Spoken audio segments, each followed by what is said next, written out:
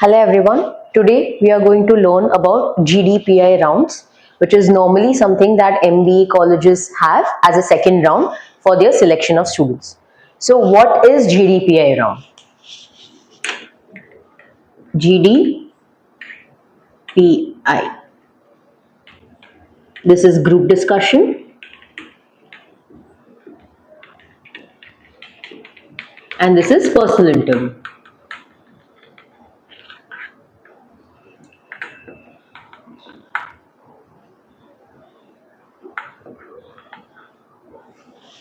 So when MBA colleges do these rounds, what are they basically testing the students for?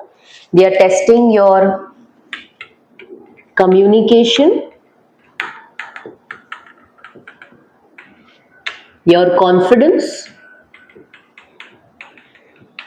your conviction, your body language,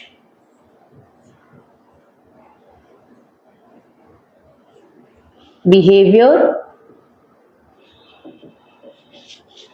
listening skills.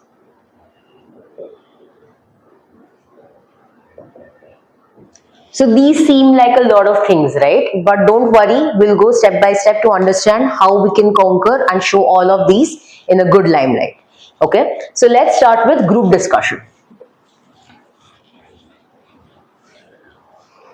What is group discussion essentially? It is basically a group of 5 to 10 people sitting together and discussing on a given particular topic. Before the group discussion, you will be asked to research about the topic for 5 to 10 minutes basis different colleges. So these topics can be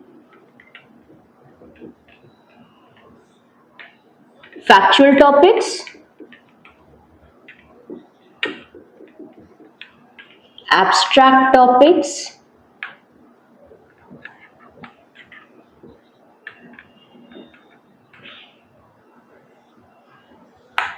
or questions or case studies. So what do you mean by factual topics? Factual topics are basically topics which are of fact. For example, India has the highest population in the world. Discuss about this. It's just a fact, it's a statement, and you are asked to discuss about this. Now, because they have not given you any way how to discuss, what to discuss, all your plans are open and you can discuss about anything and everything which relates to this topic under the sun. Second are abstract topics. Abstract topics can be anything from what does happiness mean to you, or what is your perfect dream, or anything which is very abstract of a thought. That kind of topics, again, because it is a very abstract thing, you can discuss it anywhere and you can take it to any direction that you like as long as it relates back to the topic. Third are questions, case studies. For example, we said that India is one of the most populated country in the world. Then the question would be, how do you control this population? Those kind of group discussions. There can also be a case study, a marketing case study or a financial case study. Let's say an XYZ company is going to market themselves in a war zone place. So how to do it, should one do it, should one not do it, and the whole scenario. So you can discuss this whole scenario there. These are the kind of topics that is asked in GD. But wait, I asked you in all of these that you have to go out of box and think of different ideas. How do you do that? How do you get out of box? I have something that will aid you.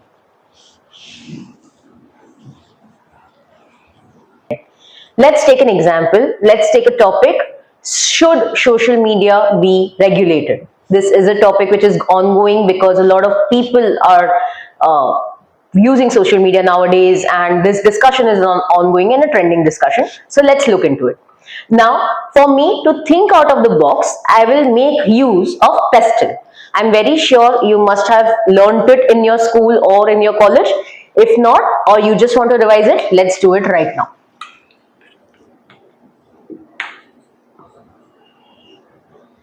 Pestle. P stands for political. E stands for economical, S stands for social, T stands for technological, L stands for legal or law, and E stands for environmental or ecological.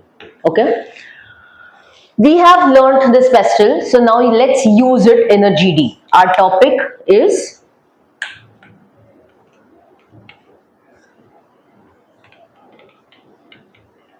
should social media be.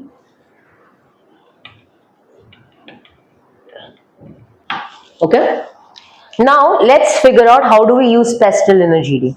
Okay, is there a political angle to should social media be regulated? Yes, there is a political angle. A lot of politicians have been using social media to promote their propaganda even more, not just in India, but in the recent US elections as well. In the US elections as well, where Trump had used social media to get a lot of voter bank in his favor.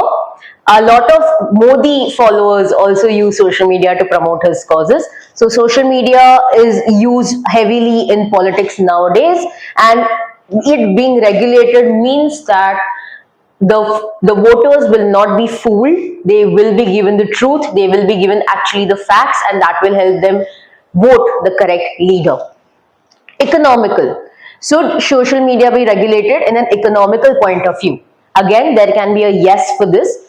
So, because of social media, a lot of people have this FOMO feeling, which is fear of missing out, in a lot of fast fashion goods or a lot of bags and lifestyles and everything, which becomes a problem, which is also the reason for a lot of debt that is a problem nowadays in the youth of the world.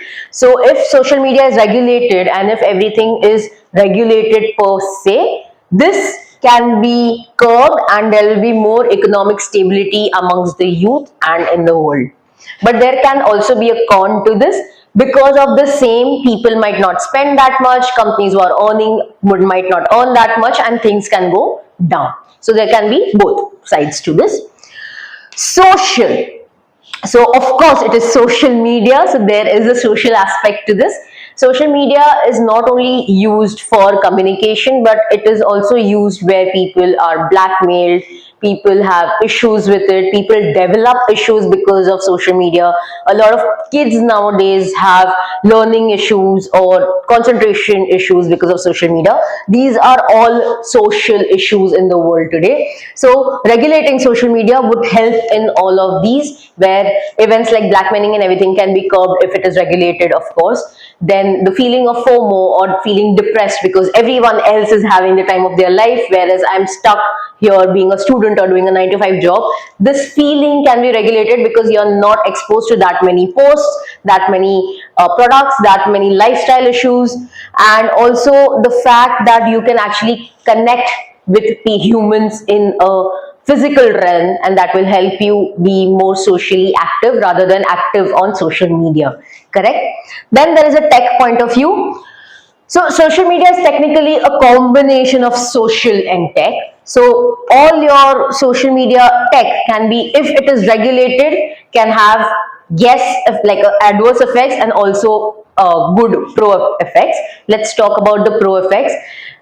For regulation also, we would need that kind of tech, that kind of censorship that filters out the data. There will have to be algorithms and everything put forth to help filter out the data, and because of this regulation, the tech will have to be extremely on its feet to just delete posts which do not follow the regulations immediately. That is how tech will have to be used. But the adverse effect of this is that there might be a place where all the nonsense data is filled in, that in the wrong hands can produce wrong issues and wrong problems. So these can be the things as well. Now we look at law and legal. So if you put regulation into the point of view, it will be a legal thing to be regulated, right? So legal laws will have to be made. There are some countries who've put legal time limit, or I believe Australia or New Zealand, is a country, I will check and comment below which is the country that has put a limit that 18 below people are not allowed to have social media accounts. These kind of conversations help us understand that legal and law will play a vital role in regulating social media accounts, correct? In fact, advertisements on social media accounts are currently regulated by the body of ASCI by in the Indian government, so that no false accusations are promoted through social media. This is currently happening as well. Now, the environmental and ecological factor, this combines with economical factor in a way, because if there is no demand of fast fashion, of fast everything, then the supply will end, then the resources usage will end, and this will help the world overall, correct? So if there was no pestle here, you would understand that getting points of fast fashion related to this might not strike very easily. But because of pestle, these are the things that I could think of immediately. Correct? So this is how using pestle in a GD helps you get out of the box ideas, out of the box points. So a lot of people tend to get very emotional in a GD, and that is what a GD is designed for, to get your true colors out.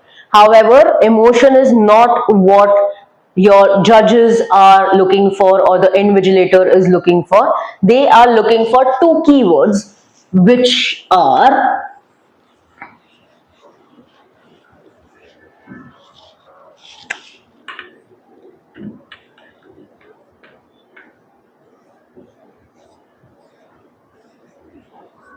facts and logic. These two combined with pestle are the weapon you need to do well in a GD. A GD cannot be won emotionally. A GD cannot be won with a temperament. A GD can be won with facts and logic. How? For example, if someone is putting forth a point and you are countering it, and that said someone gets agitated and saying, no, I know my point is right, who do you think the invigilator is going to support more? Of course, you, because you did not show that kind of temper. You did not show that kind of behavior. You were calm and resilient, and that is the behavior they are looking for. How to counter these people? You counter them with facts and logic, because no matter of emotion, no matter of anything can defeat these. That is the whole point, correct? For example, in the previous example, I was talking about how Australia or New Zealand has that 18, the curb limit of social media users to be the age of 18. This is something I came to know. It is a fact. That is how I came to know about it. How did I come to the whole logical chain of fast fashion with social media in the economical use? That is logic, using pure logic. No amount of emotion can defer this. So now when someone is countering you, you can be extremely calm, let them finish, and then tell them, okay, I hear you, but, and whatever is your fact and your logic. In case you have numbers, or you know exactly the number of people doing this from reputed publications or reputed research papers, from let's say an EY paper or a Gartner paper, that helps a lot. Please use that. The person in front of you might get fumbled for a bit because it's a fact and they can't do anything about it, correct? So this is how you counter someone. The whole play of a GD is basis facts and logic. Now let's see what all phases are there in a GD and how to get your brownie points. So GD is basically 3 stages.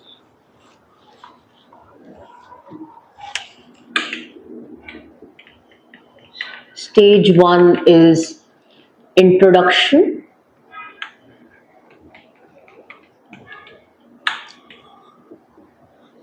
Stage 2 is body.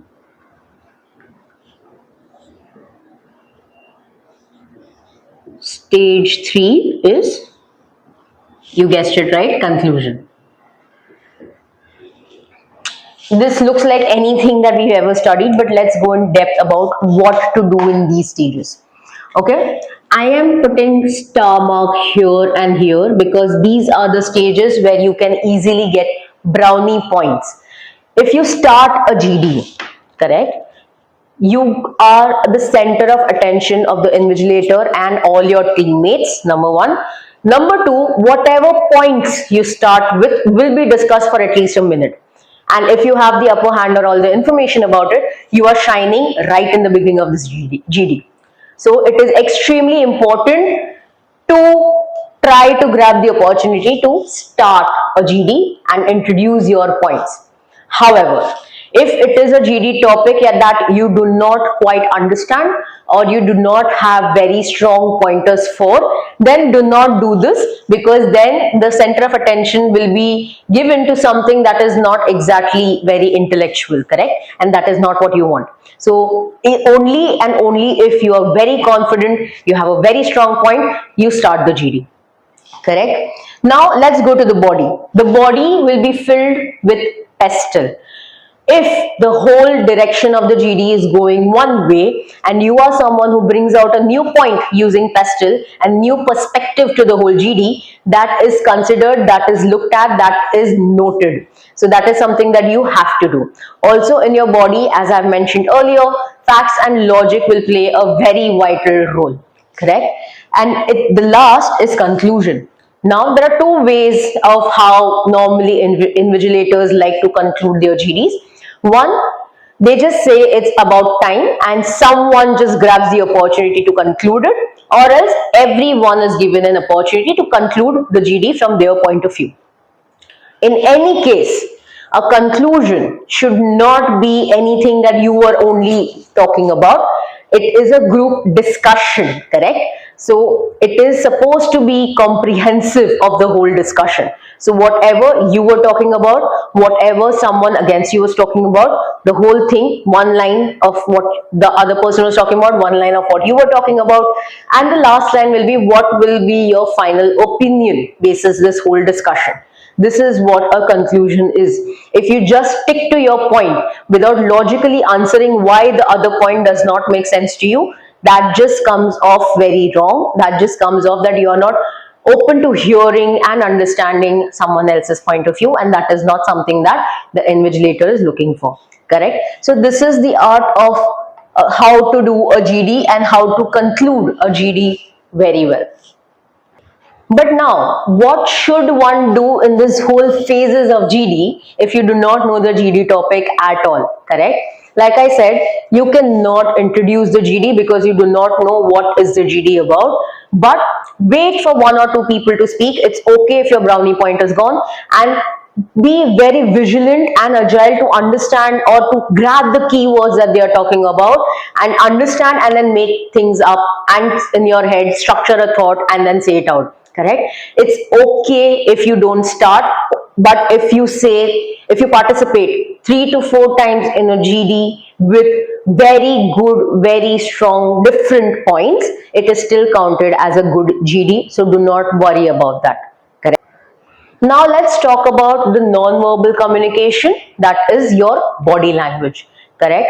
Someone who gets very agitated in a GD tends to bang the desk or just say something like their fist is a problem, they are just banging it. All these are non-verbal communications and they are very negative, so do not do that. Secondly, pointing fingers, that okay, you said this but I do not agree to this. This is not something that you should do. You should never point fingers. You should also not sit like this, because this just seems that you are not interested in your GD at all. The perfect way to do this is sit with your back straight, your hands on your desk very gracefully or on your lap, however you're comfortable, and keep a smile on your face. Do not have expressions of agitation, irritation or anything come up to your face. If it is that you're feeling, just keep it behind the face, wear a mask of a smile. But this is how body languages can communicate. Please do not fidget or do not think like this, or do not show in your expression that you're trying to think very hard. Do all of that behind the mask of a smile, behind the mask of a confidence, and that is how, through non-verbal communication, you will not give out any negative but only positives in your GD. With this, we end the GD topic here, the GD explanation here. If you have any doubts or any queries, you can put a comment below and we can have a discussion on that. Thank you.